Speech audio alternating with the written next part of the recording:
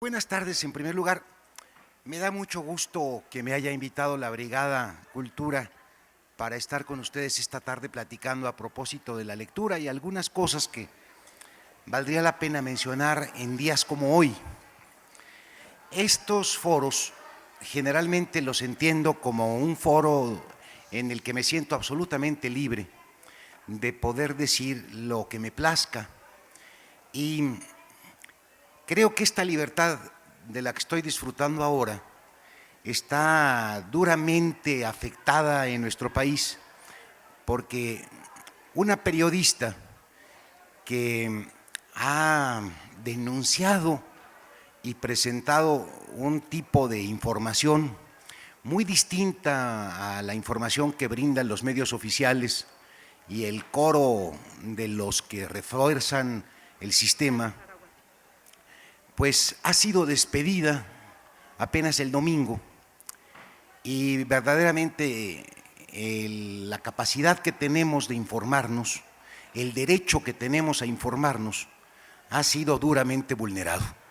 Como todos ustedes se imaginarán, estoy pensando en Carmen Aristegui y quisiera desde este foro, una vez más, enviarle mi apoyo, mi respaldo y denunciar esta canallada de la que ha sido víctima, y no solamente ella, sino todos los que tenemos el derecho a informarnos, el derecho a saber de corruptelas como la Casa Blanca, por solamente poner un ejemplo. Entonces, me da mucho gusto, pues, poder desde este micrófono hacer uso de la libertad de expresión y pronunciarme a propósito de lo que representa Carmen Aristegui para este país. Una voz alternativa. Muchísimas gracias.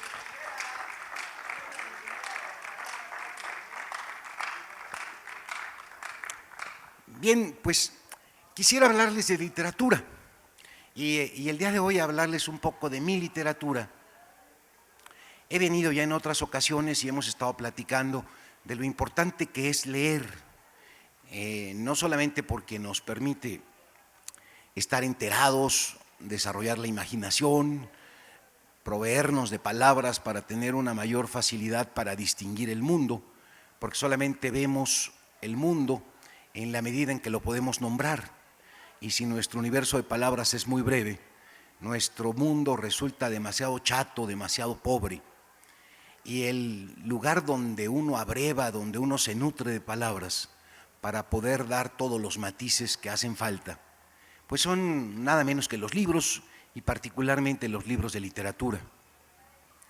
Yo me he dedicado, si no toda mi vida, sí la mejor parte de ella, a escribir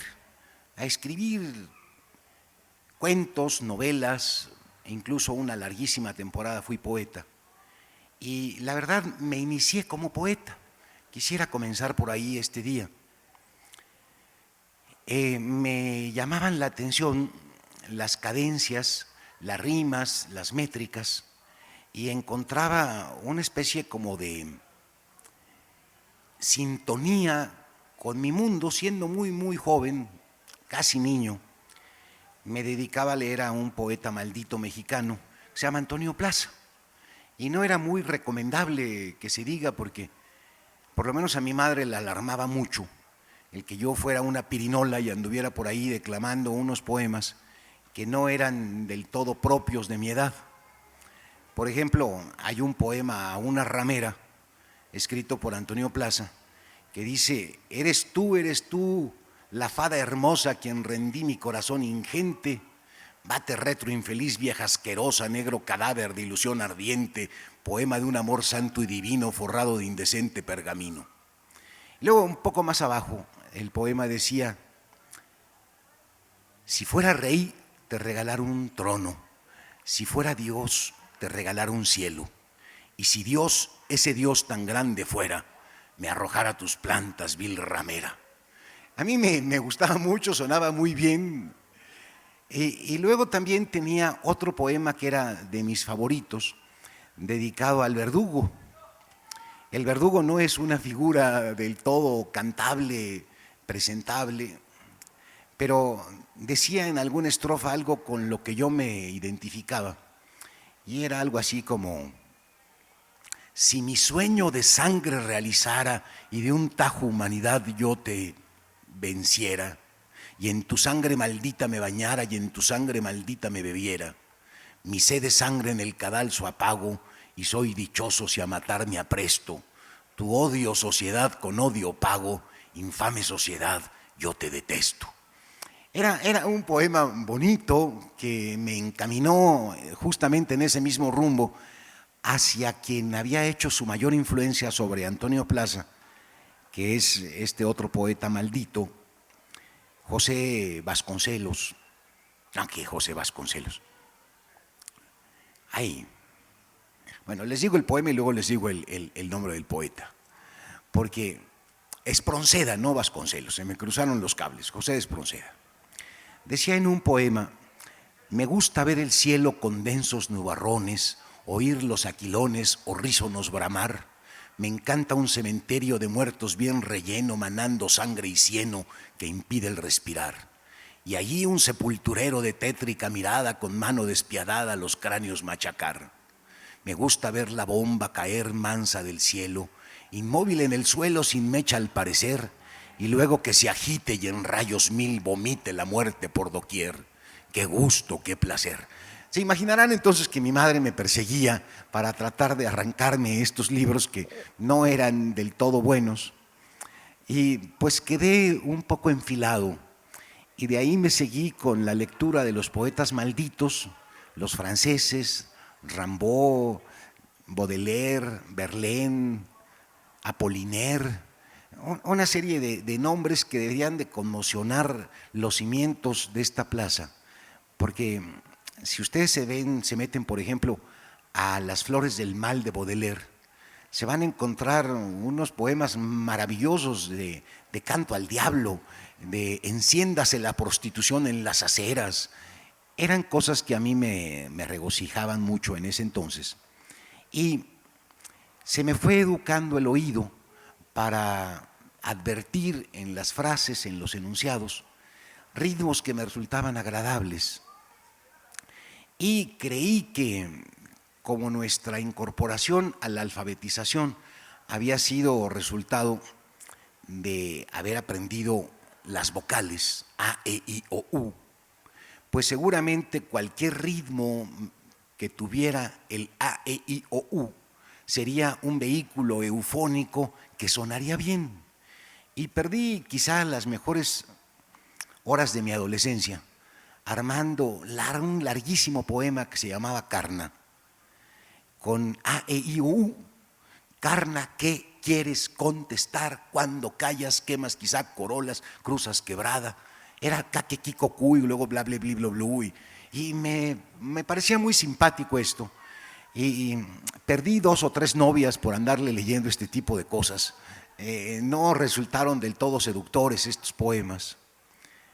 Hasta que, pasado mucho tiempo, me aparté de la poesía. Me resultó un escenario demasiado acogotante, muy rígido como para poder explayarme, y me metí a la narrativa, pero todavía traía este vicio necio que a uno se le mete como la marca de su vida, estar preocupado por las vocales. Y pensé que era posible escribir unos cuentos que ahora son muy célebres, los cuentos de las vocales malditas. A lo mejor alguno de ustedes los conoce. Y me impuse ahí otro requisito formal que tuviera algún parentesco con este gusto por el sonido de las vocales. Me impuse el requisito de que cada uno de los cuentos tuviera solamente palabras que constaran de una sola vocal. Está Pepe, está loco. Hay muchas palabras que tienen solamente la misma vocal.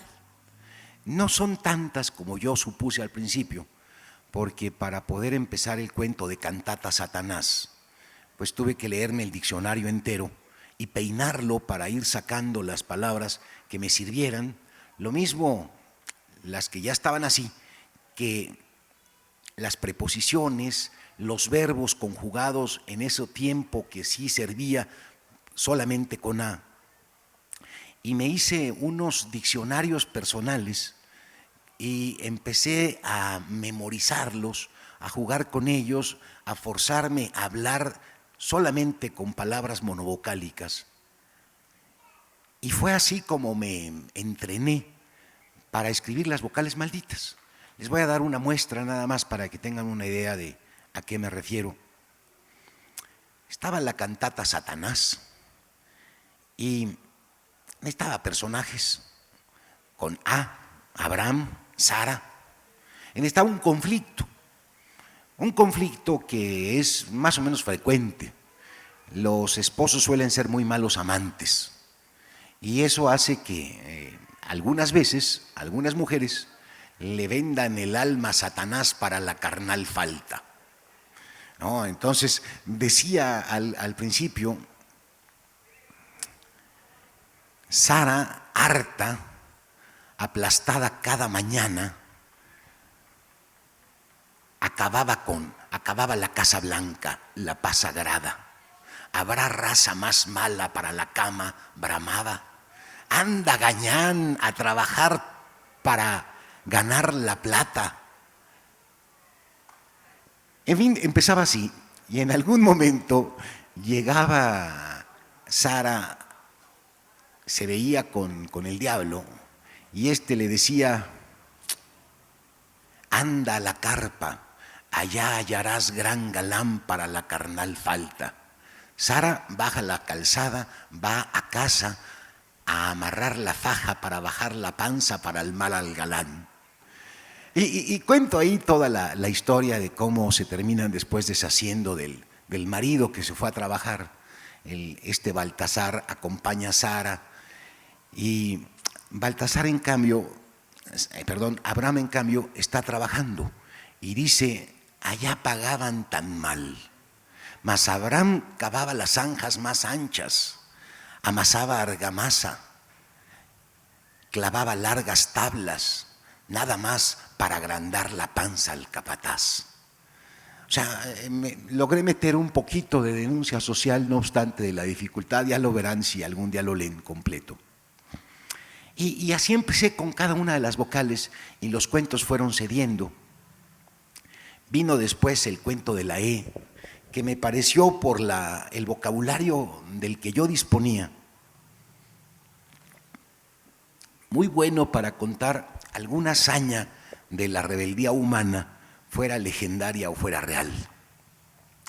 Y estuve pasándole revista a los momentos en que el ser humano o algún personaje inventado por nosotros cometió la falta más rebelde de todas las que se hayan podido hacer.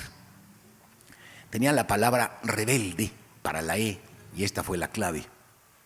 Nada más que no podía hablar de la Torre de Babel, que es uno de los símbolos que a mí más me gustan, porque es construir un edificio para llegarse a la altura de Dios y ponerse al tú por tú con Él. Eso me pareció una hazaña en algún momento. Tampoco podía contar la Comuna de París, que era un bonito episodio de la historia de Francia, en que se hizo la primera utopía real, aunque le duró 100 días el gusto a los comuneros, porque los ahogaron en sangre. Y de pronto pensé que otra gran hazaña había sido justamente la hazaña fundacional, la que nos permitió convertirnos en seres humanos, según las tradiciones religiosas. O sea, el haber pecado, faltado a la voluntad de Dios cuando habíamos comido el fruto prohibido. Entonces, en el verde césped del Edén, célebre sede de creyentes, el decente Efrén se estremece. 3 deberes del mes leen el templete del regente: defender el vergel del hereje rebelde, tener fe en el celeste jefe de tez perenne, ser decente. Ahí comenzó el cuento. Que era una parodia de Adán y Eva en el paraíso, nada más que llevaban por nombre Esther y Efrén. Y hay un momento curioso en el que está platicando Esther y Efrén y le dice ella a él: Efrén, eres decente, mereces se te revele el ser del éter celeste, se te deje tenerme, emprender semen, tenderte en el césped. Esther, detente, se te mete el rebelde, pretendes descreer del jefe. El jefe, ese vejete me prende, es jefe, gerente, regente, se cree el tres reyes, es el jején del Edén. Estaban, como se pueden dar cuenta, conspirando y llega el jefe de tez perenne, o sea, de cutis eterno, de tez perenne, y dice: dejen de entenebrecerme, seres herejes. Les enderecé el pesebre, les enseñé el deber, me entenebrecen, seres herejes, les perderé. Esther, eres plebe del rebelde, te he de vencer. El degenere te preñe, el bebé te fermente, te prensa estrechece, se frente despeche, te frene, te cele. O sea, parirás con dolor. Y los corre del paraíso, como todo el mundo sabe, se les ve perder el esplendente ser, el verde se desprende, se ennegrece el vergel, etc. Y al final, finalmente los alcanza el hereje rebelde, que es el diablo, y les dice: Esther, Efrem, espérenme, serénense. Perder el Edén es el destete. El jefe es endeble, depende del creer, del tenerle fe. Estrenen el entender rebelde, bésense, deséense. Desde este mes se pertenecen, les pertenece el excedente, es menester vencer. O sea, pónganse a pensar y déjense de estar sometidos, porque finalmente se puede. Ese cuento me gusta mucho. Luego vino uno que no voy a decir aquí porque me queda la mandíbula torcida, que es mi Miss in Bikini. Infringir mi civil vivir, si sin ti viví difícil, chipi chipi sin fin, sin Ivy Films. Y no puedo seguir porque de veras se me atora algo.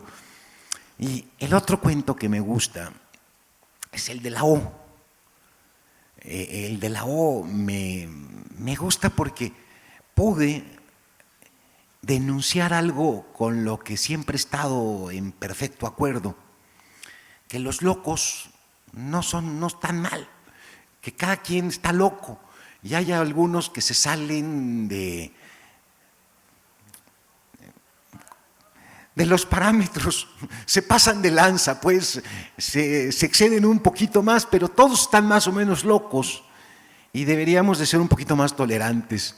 Y ha habido épocas terribles en los que a los locos se les ha incinerado el cerebro con electroshocks o se les ha provocado comas a través de descargas de insulina para hacer que salgan de la supuesta depresión. Y finalmente los han tratado con litio y con un montón de cosas que los han dejado prácticamente en condición de plantas.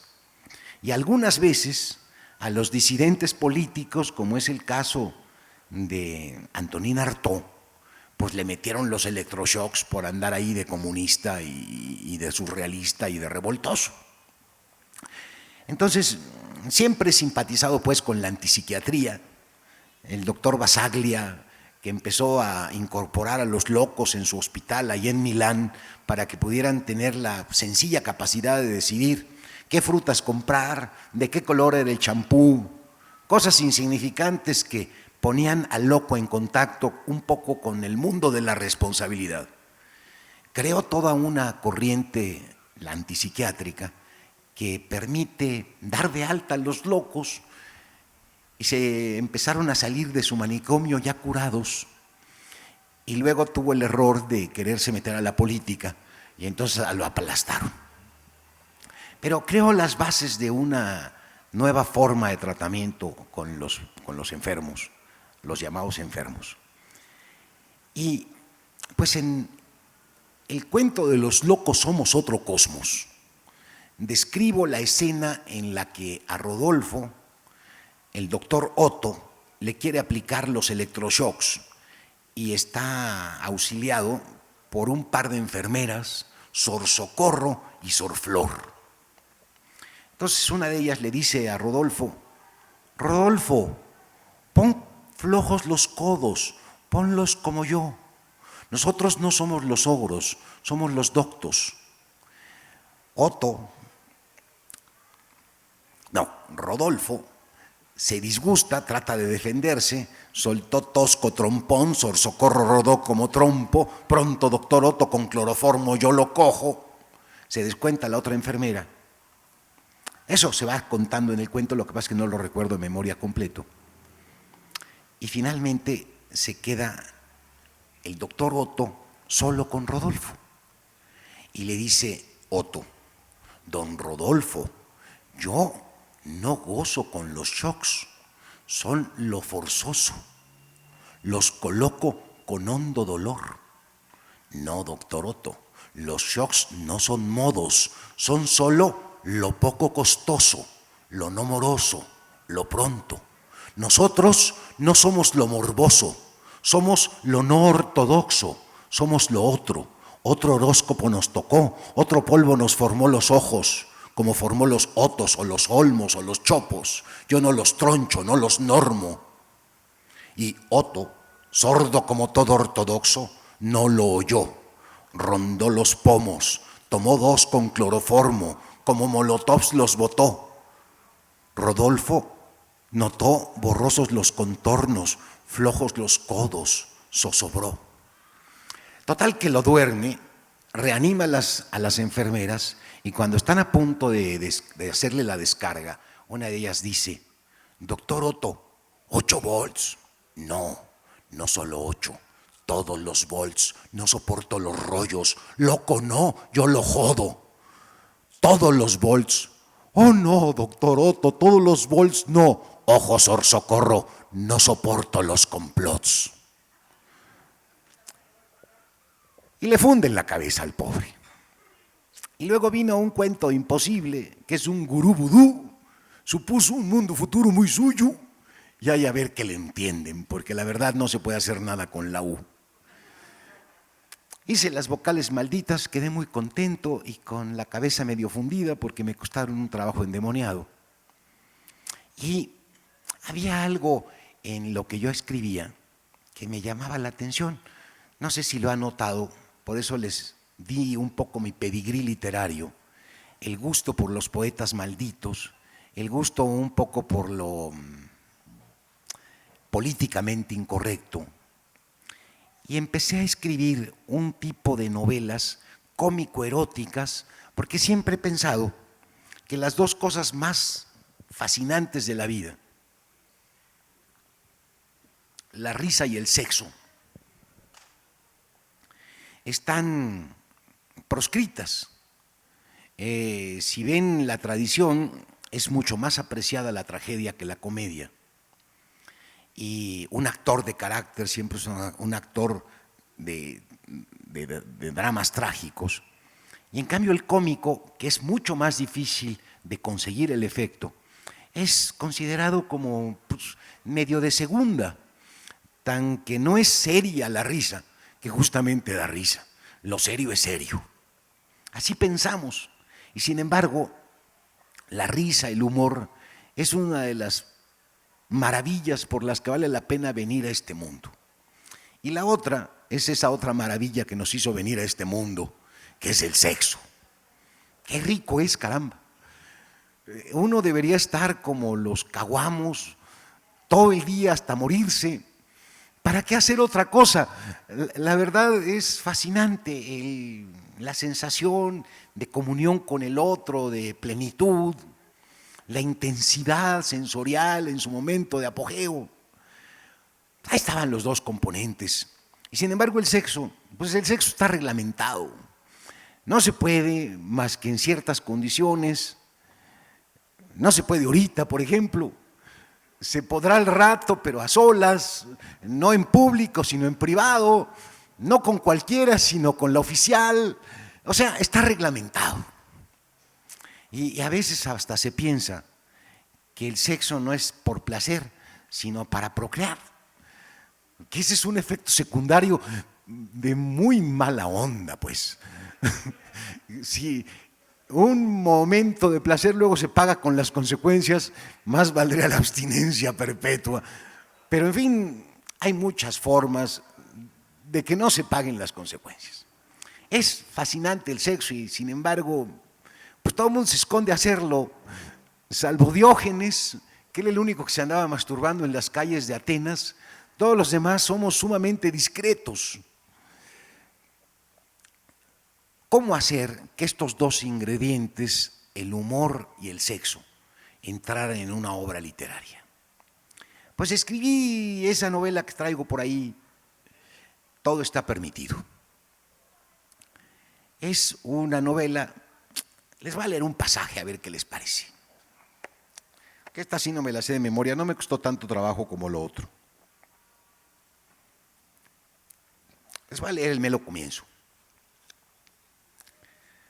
Un poco para que lo ubiquen y rápido le agarren la idea. Hay un burócrata, posiblemente un dirigente del PRI, que tiene en la credenza de su oficina una cámara Instamatic que acciona y corre para penetrar a su secretaria. Ahí empieza la novela. Dice, es para mi colección, explicó el jefe, y colocó la cámara de fotografías instantáneas sobre la credenza del privado.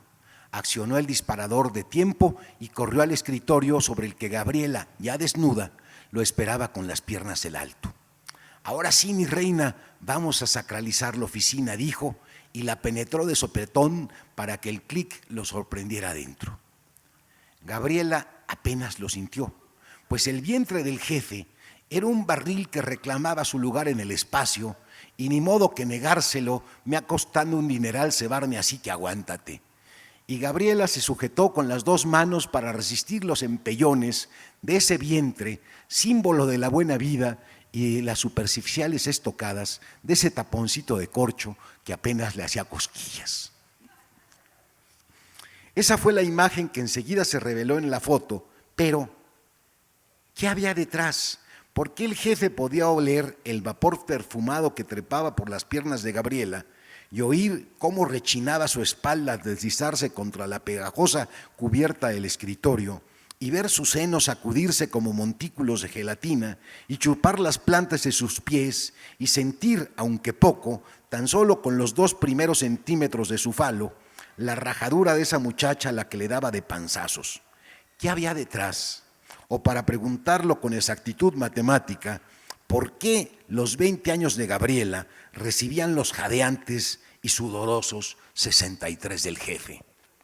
Detrás de él estaba la costumbre, el afán de anotarse otra pantaleta en el currículum, la inercia de ir avanzando por el ducto de vaginas de sus subordinadas, porque no se trataba de un deseo preciso por Gabriela, ni del furor indiscriminado de quienes se abalanzan sobre cualquiera que parezca mujer, sino una práctica consuetudinaria surgida de su concepto de jefe.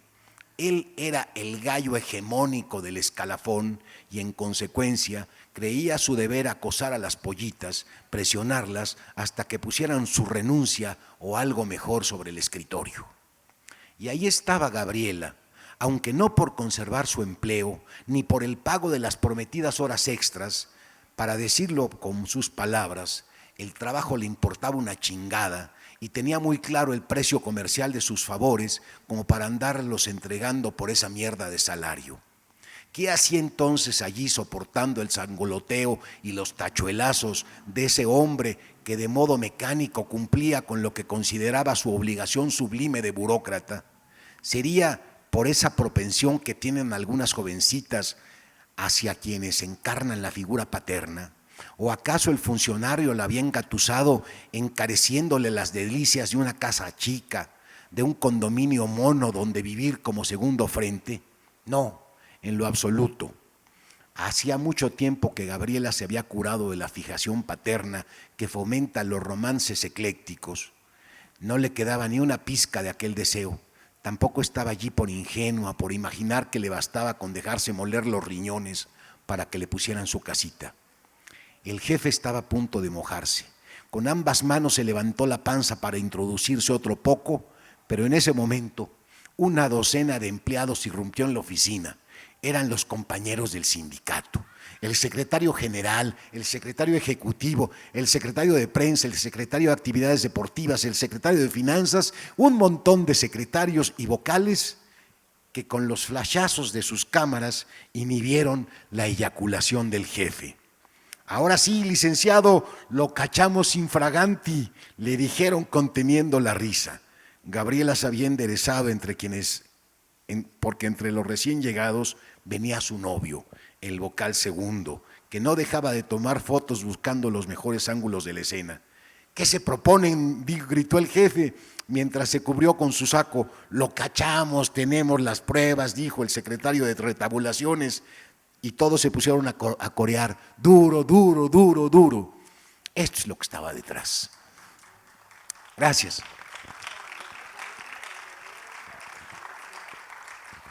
Y les platico un poco. Así comienza la novela. No crean ustedes que el sindicato que apoya a Gabriela y que convence a Gabriela para que se deje y atraparle en el momento oportuno, es un sindicato noble. Es un sindicato charro de canallas que también, para contratarla, le impusieron el plan A y el plan B. El plan A era: nos das los primeros 6 meses de tu sueldo, y en plan B nos das la mitad de tu sueldo cada mes, pero durante 12 meses. O sea, eran otros crápulas iguales. Gabriela muy pronto se destaca porque es una mujer bellísima y consigue ir a una fiesta que es muy rara. Les hacen examen psicológico, examen de sangre, examen intelectual, examen de todos, y además las visten de una forma para que puedan pasear por ahí y cualquiera que quiera utilizarlas, las use. Y Gabriela es tan atractiva que consigue seducir al compadre. No sé si viniera a ser algo así como el equivalente de lo que alguna vez fue Fidel Velázquez, un personaje de un rango altísimo. Nada más que este pobre no puede porque no puede, está ya muy viejo. Y entonces Gabriela intenta aprovecharse de esto y lo logra para conseguir que este viejo se aficione a ella y le saca un montón de dinero.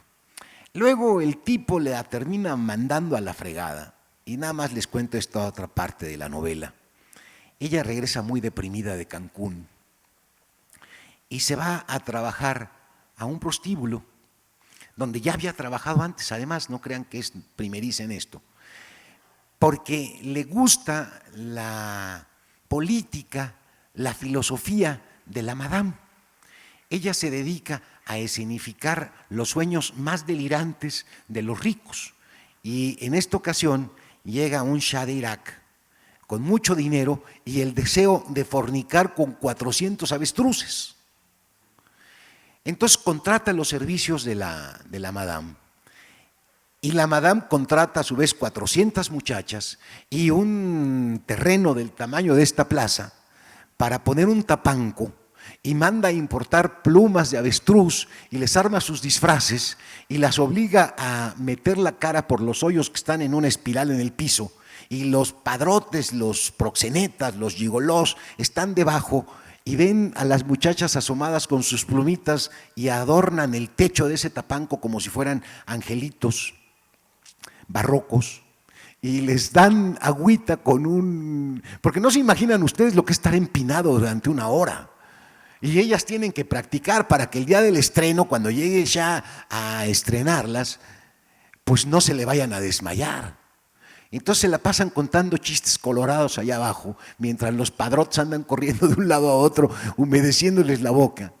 Y cuando finalmente llegue el día del estreno y empieza la ronda del ay, ay, ay, hay un problema, porque el Shah no viene solo, y en el contrato nada más eran servicios para él, viene con sus cuates y aparte con el avestruz. Y entonces la madame sale ahí a discutir y traen un abogado y empieza una discusión muy curiosa, porque en cada momento hacen alguna trampa y tienen que crear un sistema de premios para que las muchachas se aguanten. En fin, lean la novela. Se la van a pasar muy bien, es una loquera espantosa. Se van a encontrar a un rinoceronte reforzado, porque un día de esos Gabriela, harta ya de estar padeciendo tanta cosa, pues se va a un lugar donde hay masajistas, contrata a todos, nada más que quiere que todos se queden ensamblados antes de que uno de ellos la penetre. Entonces arma un rinoceronte reforzado. Se van a encontrar con muchas cosas así muy extrañas. Es una novela muy loca. Creo que no produce ninguna excitación, pero sí un montón de risa. Literalmente me ganó la risa y dejé pasar un poco para momentos que no tuvieran que ver con la escritura, el otro de mis placeres, que es el sexo. Esta novela pues forma parte de una trilogía que he escrito. Está Nada es para tanto, Todo está permitido y La vida de un muerto. En las tres novelas procuré reunir elementos de humor con elementos de sexo. Y se me acabaron los Kamasutras y tuve que empezar a inventar cosas extrañas. Y, por ejemplo, ya para la tercera novela, volver a contar los mismos encuadres sexuales, pues me resultaba ridículo. Y entonces hice que el personaje femenino fuera a sacarse unas radiografías y ahí con el radiólogo en algún momento empiezan a tener una relación sexual y ubico el enfoque de la escena desde el otro lado de los rayos X y describo cómo se mueven todos los huesos y cómo se aparean dos calaveras, lo cual resulta muy bonito, pero se me seguían agotando los recursos y hasta que ya en el delirio me di cuenta, porque a veces me quedo viendo las letras. Por ejemplo, una vez me quedé viendo la palabra toro, con mayúscula toro, y dije, caramba, un ideograma en el español, porque es toro. No sé si lo ven, háganlo con letra Palmer en su imaginación. Si no está bien, la R es vaca, ¿eh? Pero si escriben toro, van a ver cómo la R queda justamente ahí. Y también está la palabra perro. No, el perro es un perro salchicha que se está volteando a ver la cola. Perro. Escríbanlo y lo van a ver, es un ideograma. Bueno, a veces me quedo viendo las letras. Y un día me di cuenta cuando escribí esta novela de La vida de un muerto, pues que la prostituta estaba sobre la U de la hamaca, colgando sus piernas como una M. Llegaba el personaje, se excitaba y se inclinaba hacia ella como una F mayúscula, caía sobre la M y la M levantaba las patitas y se hacía una W y había un renglón pornográfico que era MW, MW, MW, MW. Tuve que ir creando otras formas de narrar lo sexual para no agotarme, para no repetirme. Y creo que ya hace mucho que no escribo actos sexuales o relaciones sexuales, pero sigo haciendo cosas de humor. Nada más dejen que se me ocurre otra cosa extraña y la meteré, pero por lo pronto no he encontrado más novedades. Bueno, escribí estas novelas y he escrito pues un montón de libros, no solamente de literatura, también de filosofía. Por ahí pueden quienes estén a disgusto con este universo encontrar una voz que los acompañe leyendo un libro mío que se llama Filosofía para Inconformes o La rebeldía de pensar, que son libros un poco más serios. Y eso es lo que he hecho. Y a veces salgo en televisión y a veces doy pláticas como esta. Y los lunes últimamente ando dando un ciclo de conferencias muy en serio de filosofía. Ese soy yo y espero que les haya representado pues un atractivo para asomarse a lo que escribo o a lo que escriben otros, porque finalmente lo que se trata es de que la gente lea. Muchísimas gracias.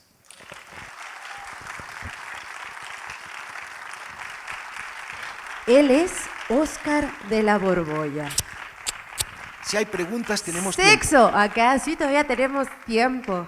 Sexo, humor y locura. ¿Me permite? ¡Qué delicia! Y además me atreví a escribir perro y toro. ¿Verdad que sí? Ahí está. Y de verdad, háganlo. Porque además hay un frenesí, ¿no? También en encontrar imágenes dentro de las letras que ya conocemos. ¡Qué La más impresión! conocida de todas es ojo. Ustedes escriben ojo y parece justamente, le ponen 2 puntos a las os y van a ver cómo es un ojo. Y hay una muy bonita que es loco. Imagínense loco, escrita con letra de imprenta. La L es una pared, la C está orientada hacia la L. Entonces el loco, por fuerza, tiene que estar viendo hacia donde apunta la L, que es una nariz aguileña. Está encerrado por la L. El loco, la frase loco, la palabra loco, es la imagen de un catatónico, alguien que está encerrado en sí mismo. Hay muchas. La palabra ola es el corte transversal de una ola.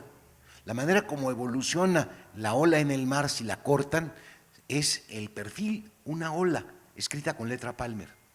Búsquenlas, están por ahí. No son ideogramas, pero son unas casualidades maravillosas. Así es, la palabra no solamente es una casualidad, sino una causalidad, ¿no? Qué interesante, qué maravilloso, pero creo que también tiene que ver con algo de locura, ¿no? De permitirnos, de darnos tiempo, de observar, cosa que pocas veces hacemos. Pocas veces nos detenemos a mirar el paisaje, a mirar nuestras palabras, y qué mejor manera que verla a través de sus ojos, a través de esta maravillosa charla, donde además, si ustedes están de acuerdo conmigo, disfrutamos mucho, reímos mucho y por supuesto, yo creo que también acercándonos un poquito al autor, también nos gusta la locura, también nos gusta el humor y ¿por qué no? También nos gusta y nos apetece el sexo. Muchísimas gracias, No, pues señor muchas mío. gracias. Muchísimas gracias, un placer Hay una pregunta, maravilloso. mira. Hay alguien que pregunta. Hay una pregunta por acá. Hola, es un comentario. Sí. Yo leí su libro de La rebeldía de pensar y quisiera que escribiera la segunda parte de la rebeldía de actuar, porque lo que pensamos es lo que nos lleva a la acción, que es lo que necesitamos. Lo que saqué en conclusión es que no hay que caer en fanatismo, o sea, escuchar a la otra parte, que se vuelve fanática, y escuchar a la otra parte, que se vuelve fanática. Que la ciencia va avanzando por ciclos, que a quienes le deberían de dar terapia es a los psiquiatras, que lo más importante es el cerebro. Yo he tenido pláticas con neurólogos y les he dicho que si no tienen la especialidad de neurología, no tienen que ejercer la psiquiatría porque es muy abstracta. Todos encuentran los neurotransmisores y los cambios hormonales de la mujer. Entonces, para mí es como la Inquisición del actual siglo. Y que definitivamente una mente brillante termina siendo un retrasado mental porque eso es lo que le conviene al sistema y porque la gente no está informada. ¿Qué posibilidades hay de que usted pudiera sacar la rebeldía de actuar? Uy, mira, O sea, te contesto dentro de las reglas del juego y dentro de los derechos humanos, porque yo sé que es peligroso, porque ya iríamos a la acción. Te comento. Gracias. En la rebeldía de pensar hay un capítulo al final que es justamente pensar y actuar, que podría ser el germen de lo que la compañera me pide. Ahí está un poco esbozado lo que sería mi visión del asunto, pero lo que has planteado me resulta muy interesante por una razón. Nosotros vivimos, creo que la mayor parte de los que estamos aquí, con una realidad en común, porque tenemos un punto de vista político, ideológico, religioso, más o menos afín. Aunque unos puedan discrepar o no, tenemos una época, un contexto que es el de todos nosotros y vivimos como si esa fuera la realidad. Yo tuve la oportunidad de conocer a la única dueña de un volcán en el mundo, a la bisnieta de aquel indio purépecha que estaba con su azadón escarbando ahí donde luego surgió el Paricutín, y de pronto al remover los escombros, les estoy hablando de hace poquito menos de 100 años, salió fuego y se espantó. Él creyó que se estaba asomando el diablo. Fue a su comunidad para pedir ayuda, regresó con el cura y el cura traía un balde de agua bendita y se lo echaron y salió pues una llamarada espantosa. Y todo el pueblo, la realidad de ese pueblo es que se estaba saliendo el diablo y lo querían contener. Nosotros desde los ojos de acá vemos eso como una anormalidad. No entendían lo que estaba pasando, era un volcán.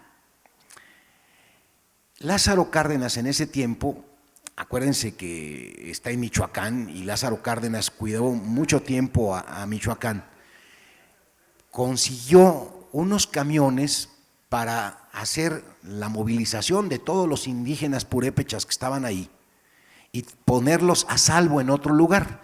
Pero como era gente que nunca había visto los camiones, pensaron que eran parte de los diablos que se habían salido del fondo de la tierra, y como los trepaban a la fuerza y se asomaban por las ventanillas y gritaban, estaban más convencidos de que se los estaban devorando. Esto me lo contó esta señora y a mí me llamó mucho la atención porque me hizo entender que yo vivo en una realidad con unos parámetros, que comulgo con todos ustedes y vemos la misma realidad. Si alguno de esos purépechas hubiera muerto de un infarto por el susto de haber sido devorado por un dragón de esos que además rugían, imagínense un camión encendido que nunca habían visto, se habría muerto convencido de que se lo había tragado un diablo. Tan convencido como si yo soy atropellado por un autobús aquí en la esquina y me muero convencido de que fue por culpa de un cafre. Los puntos de apoyo que tenemos para interpretar la realidad, ahí están para todos, pero la interpretación que hacemos de la realidad, cómo la significamos para nosotros, eso forma parte de una época, de un grupo social, de una clase. Y por eso lo que decía la compañera es muy importante. Se fanatizan de un lado y se fanatizan de otro, porque no ven más que la realidad en la que están prisioneros, y habría que vacacionar un poco en los zapatos de los demás para ver cómo ven la realidad desde su óptica. No hay ninguna óptica que sea la privilegiada. Ya ni siquiera la visión occidental, la visión científica, es una cosa que se sostenga. Justamente es una de las cosas interesantes de la posmodernidad. Vivimos en una época de relatividad en la que vale lo mismo la opinión del médico alópata que del médico homeópata que del médico alternativo. Algunos de ellos tienen algo de contacto con la realidad y algo resuelven. No hay actualmente ya ninguna visión del mundo que nos dé la realidad auténtica.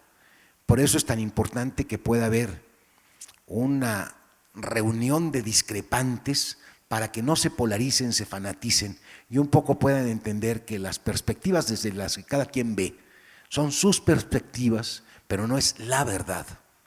La verdad es lo que nos ha traído un problemón terrible. La verdad ha creado todo tipo de fanatismos. Hay que acercarnos a nuestra opinión con un poco de humildad para no querer imponer a los demás la verdad. Imagínense, si yo creo que es bueno, está bien, bueno para mí, pero si creo que es bueno y es verdadero, entonces también es bueno para ti. Y si no lo aceptas, te mato por tu bien. No hay camino peor que aquel que hace que la verdad sea única. Afortunadamente vivimos en una época en que la verdad es un punto de vista más. Por eso me llama la atención lo que tú proponías, esta polarización de los bandos y la necesidad de que haya muchos enfoques, porque todos son en el fondo puntos de vista y ninguno de ellos goza de un privilegio por encima del otro. ¿Alguna otra cosa? Ya me puse filósofo. Perdonen ustedes, es que a veces se me sale la otra camiseta. Oigan, pues les agradezco mucho. Les traje unos ejemplares de la novela que les platiqué y se los traje muy baratos. Ojalá que se los lleven. Y están en la mesa de allá. Y voy a estar firmando por allá. Muchas gracias por haberme escuchado. Buena tarde. Yo misma en expresión de ese ascenso, yo no habría tenido oportunidad de estudiar si no es que las universidades ya se estaban convirtiendo en universidades de masa. Mi familia nunca me habría podido pagar una escuela privada, una universidad privada. Entonces éramos expresión de eso, del milagro económico. La Feria de Azcapotzalco, como todas las ferias que organiza la Brigada Cultura, son una maravilla. Es una oportunidad de conseguir libros muy baratos, muchísimos, una enorme diversidad. Y también tiene la ventaja de que venimos un montón de autores, platicamos con la gente, tocamos a la gente y la gente nos toca. Y esto le da un plus al goce de leer, haber conocido al fulano que lo escribió. Así es que vengan a la feria, siempre vengan a las ferias del libro.